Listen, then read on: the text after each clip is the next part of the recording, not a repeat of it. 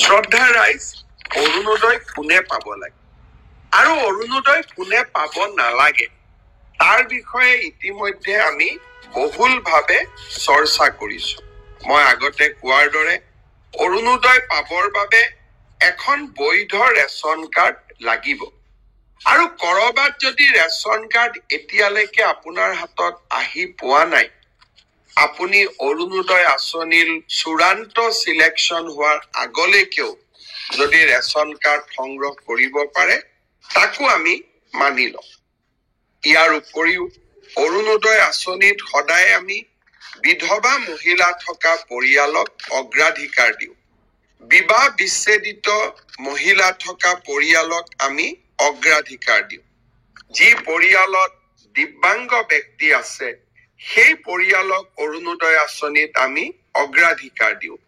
যি পৰিয়ালত HIV, thalassaemia, হিমফেলিয়া, cerebral palsy, কুষ্ঠ, অটিজিম স্পেক্ট্ৰাম ৰোগী আছে, সেই পৰিয়ালকো আমি অৰুণোদয় আঁচনিত অগ্ৰাধিকাৰ দিওঁ।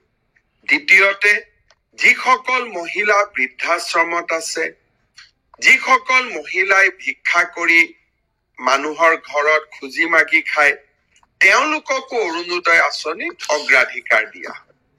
এই সকলোকে দি উঠাৰ পিছত যদি কোনোবা বাকী থাকে, সেই অৰুণোদয় আমি সমাজৰ দুৰ্বল আৰু দৰিদ্ৰ শ্ৰেণীৰ মাজত বিতৰণ কৰিম। অৰুণোদয় আঁচনিত চৰকাৰী কৰ্মচাৰীসকল অন্তৰ্ভুক্ত হ'ব নোৱাৰে।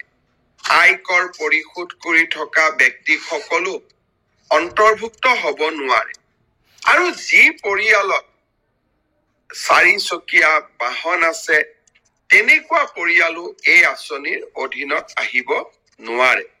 মই আশা কৰো আপোনালোকে অৰুণোদয় গাঁও সভাত এই নীতি নিয়মসমূহ মানি চলিব। অসমৰ প্ৰায় 40 লাখ লোকে অৰুণোদয় আঁচনি পাব। ৰাজ্য চৰকাৰে প্ৰতি মাহত প্ৰায় 500 কোটি টকা খৰচ কৰিব লাগিব। গতিকে যিজন ব্যক্তি বা পৰিয়ালে অৰুণোদয়ৰ অবিহনেও ঘৰখন চলাব পাৰে, তেওঁলোকে যাতে অৰুণোদয় আঁচনি নিবিচাৰে, আৰু যিসকলে সঁচাকৈ অৰুণোদয় আঁচনিখন যাৰ জীৱনৰ বাবে অতিকে প্ৰয়োজনীয়, তেওঁলোকৰ বাবে যাতে আমি আঁচনিখন আগবঢ়াই দিওঁ। মনত ৰাখিব, অৰুণোদয় নিৰ্বাচন 15 ডিচেম্বৰৰ পৰা 28 ডিচেম্বৰ, আৰু এই সময়ছোৱাৰ ভিতৰতে আমি গাঁও সভালৈ গৈ অৰুণোদয় আঁচনিৰ বাবে নিজকে অন্তৰ্ভুক্ত কৰিব লাগিব। পুনৰ এবাৰ আপোনালোকক ধন্যবাদ জনাইছো। নমস্কাৰ।